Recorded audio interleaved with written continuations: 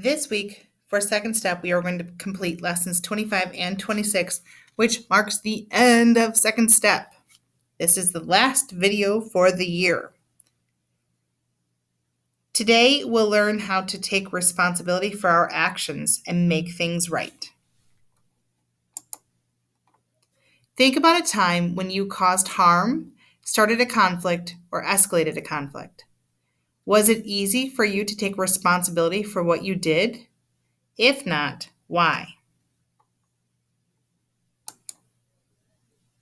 It's natural to feel guilty or embarrassed or to blame ourselves when we cause harm. It's okay.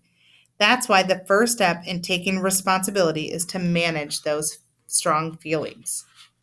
So you need to recognize any strong feelings such as guilt, embarrassment, or self blame, and then also use reframing and positive self talk to manage your feelings. When we're not able to handle our strong feelings, they become a barrier to us taking responsibility and making things right. Once you feel able to acknowledge your part, the second step is to apologize and make amends. When someone apologizes to you, how do you know it's sincere? Sample answers could be their tone of voice sounds honest. Their face looks like they regret what they did. They say more than just sorry. A sincere apology doesn't always repair the harm. That's why we need to also make amends. Making amends means making up for doing something wrong or doing something to repair the harm. We often don't know what the impact of our actions have been, and if we assume it was no big deal, that's a barrier to resolving the conflict.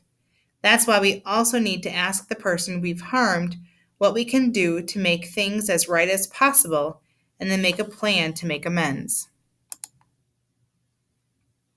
Let's apply these steps to a conflict scenario. Devin and Ginny have been neighbors and friends since first grade. Devin told his best friend Raul that he has a secret crush on Ginny. Raul posted this information in a group chat. He didn't mention Devin and Ginny by name, but most people guessed anyway and started teasing them about being in love. Devin and Ginny are embarrassed and stop talking to each other. The result: Devin is angry. He starts avoiding Raul and stops hanging out with him outside of school. Raul is really upset and feels guilty about what he did. How will Raul make amends? What you are going to do at home or on the Edpuzzle, you are going to pick Raul and then you are going to pick Devin.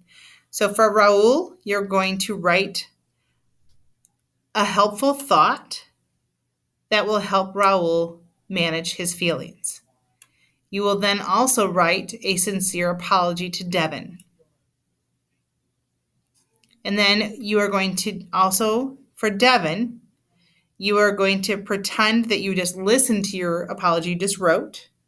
And then you're going to tell Raul what he can do to make amends.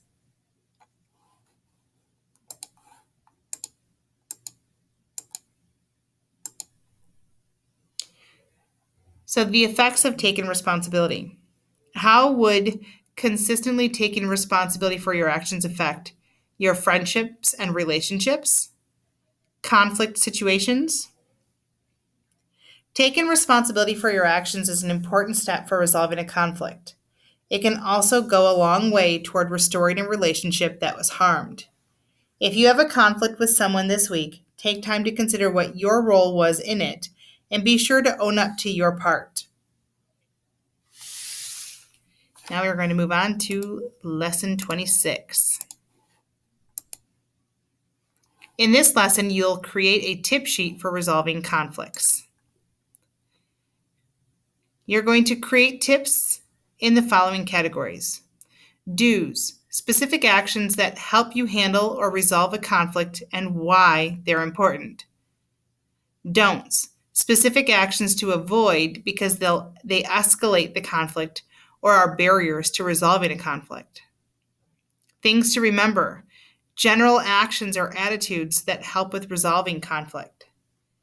And then the benefits of learning to resolve conflicts.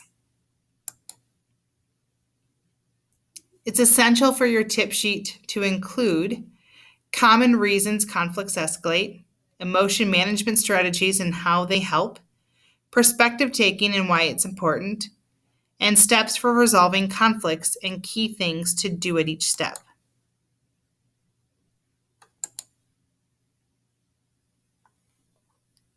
What are 2 or 3 second step skills or strategies you've used or plan to use in your life?